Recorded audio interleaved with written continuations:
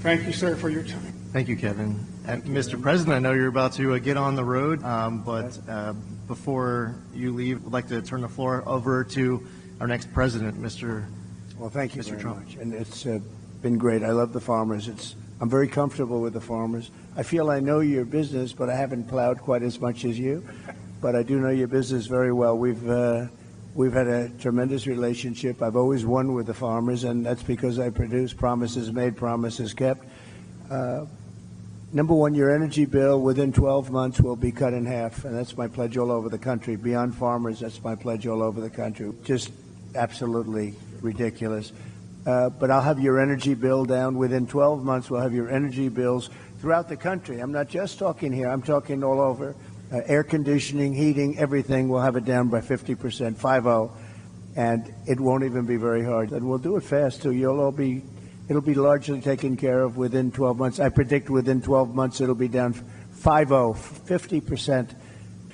I just noticed behind me John Deere tractors. I know a lot about John Deere. I love the company, but as you know, they've announced a few days ago that they're going to move a lot of their manufacturing business to Mexico. I'm just notifying John Deere right now. If you do that, we're putting a 200% tariff on everything that you want to sell into the United States and anybody else that does this, because it's hurting our farmers, it's hurting our manufacturing. And if you do that, you're going to have a 200% tariff put on the product that you make in Mexico, right across the border. I buy a lot of John Deere, tremendous. I'm one of their big customers. I buy a lot of John Deere product as a private person. But if they're going to do that, we're going to put a 200% tariff on everything that they want to send back into the United States. If they want to build in the country, in the United States, there's no tariff. You can go ahead and you can build in any one of the 50 states. You can go ahead. But if they don't want to do that, we're going to put a 200% tariff on John Deere.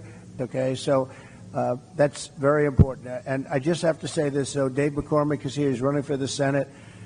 He's a great gentleman. He's a hero, great warrior, and he's a real warrior. I didn't come here for David, but I have a lot of respect for him. And if I only do David, I tell you what, he's an incredible guy. He's going to make your farmers. He's going to help me make the farmers rich. We'll make the farmers rich again. And I appreciate everybody. I appreciate very much everybody. Just hang in there. And I know it's not been pleasant. But the first thing I do is I tell China, you got to start buying. China's not buying like they're supposed to under the agreement. And I'd say, China, you have to start buying. I'd like to, if I can, Lee, I'd like to have a few questions, if you want. What they're often worried about is the cost. Mm-hmm. And the Committee for a Responsible Federal Budget, which is a bipartisan outfit, put out some predictions the other day. If you add up all the promises you've made, and your plans would add $7.5 trillion to the debt. Mm-hmm. That's more than twice the total for Vice President Harris. You're on course to push up debt up to 150% of GDP. This is a very business-like audience. Yeah. Why should they trust you with that? Because we're about growth. She's got no growth whatsoever, and we're all about growth. We're going to bring companies back to our country. You look at even today, as I was driving over, I see these empty, old, beautiful, like steel mills and factories that are empty and falling down. Some have been converted to senior citizens' homes, but that's not going to do the trick. And we're going to bring the companies back. We're going to lower taxes still further for companies that are going to make their product in the USA. We're going to protect those companies with strong tariffs, because I'm a believer in tariffs. I'm not sure that you are. I don't think you are, but I congratulate you on your career. But to me, the most beautiful word in the dictionary is tariff, and it's my favorite word. It needs a public relations firm to help it, but to me, it's the most beautiful word in the dictionary. Tariffs, do you think that will bring in the revenues? To use another bipartisan group, Peterson Institute, they say they only bring in $200 billion. That is that's barely the cost of 2 of your promises. Yeah, but that's like, for what company are you talking about, okay? Look, I've brought in with tariffs, and I was just getting started. Then COVID came, and we had because I tell you what, I did a very good job in COVID. Nobody knew what the hell it was. I call it the China virus because I like being a little more accurate. But when that came, but we got hundreds of billions of dollars just from China alone, and I hadn't even started yet. But tariffs are two things, if you look at it. Number one is for protection of the companies that we have here and the new companies that will move in, because we're going to have thousands of companies coming into this country. We're going to grow it like it's never grown before. And we're going to protect them when they come in, because we're not going to have somebody undercut them. And I could give you an example of this if you want. Would you like me to? Because it just Give me happened. a quick example, then I will come back. I just found out about it. So I've been talking about for the last year about Detroit and how horribly it has been. You know, it's just horrible, because we've been talking about Detroit's coming back for 40 years, and it's never come back. And it's very dependent on the car industry. Well, they've lost 60% of the business over a long period of time.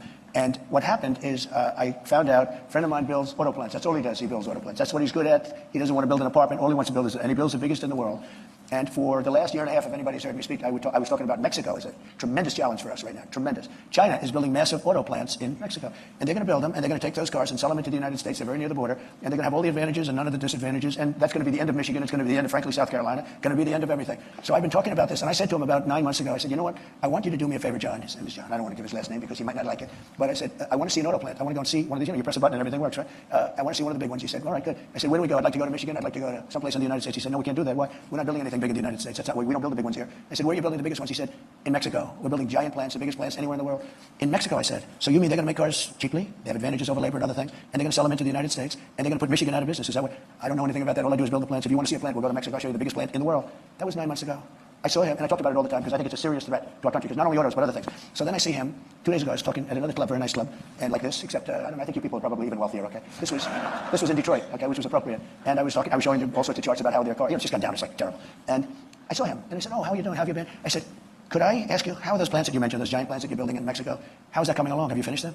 No, sir. They abandoned the project when they heard you're running. They abandoned the project when they saw that you were winning and doing well. I said, wow. All the same. Because I told them, and I said it publicly, they're not going to sell one car into the United States. I said, if I run this country, if I'm going to be president of this country, I'm going to put a 100, 200, 2,000% tariff. They're not going to sell one car into the United States, because we're not going to destroy our country. Because I know you're an anti-tariff guy, but I'm the exact opposite.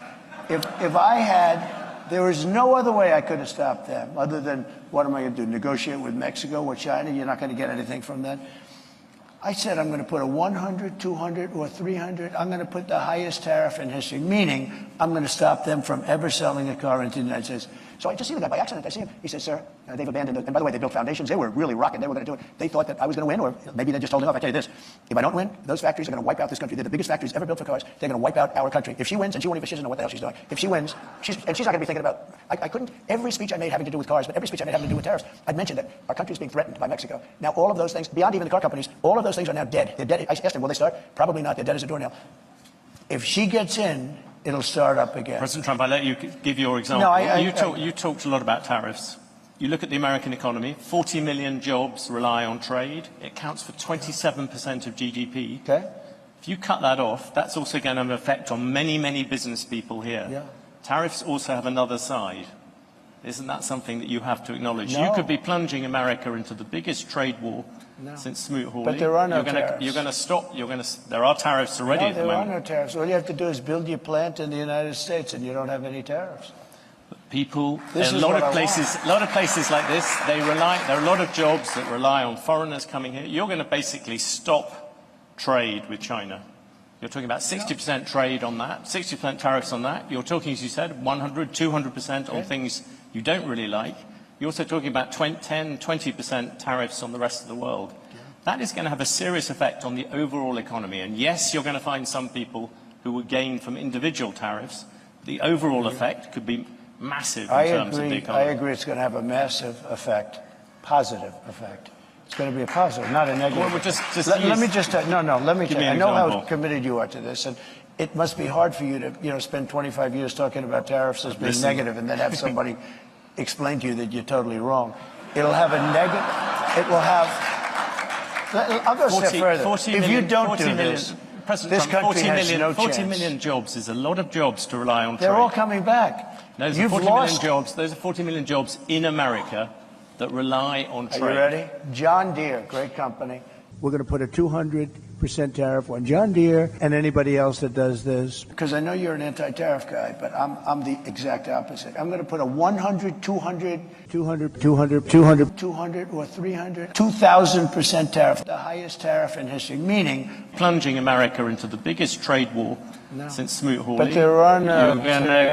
You're going to basically stop trade with China. But the first thing I do is I tell China, you got to start buying. China's not buying like they're supposed to under the agreement. And I'd say, China, you have to start buying. This is a very business-like audience. Yeah. Why should they trust you with that? I'm very comfortable with the farmers. I feel I know your business, but I haven't plowed quite as much as you.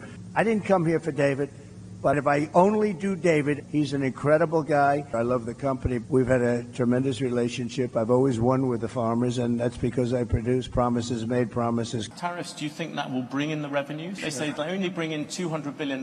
That's barely the cost of two of your promises. I produce promises, made promises, kept.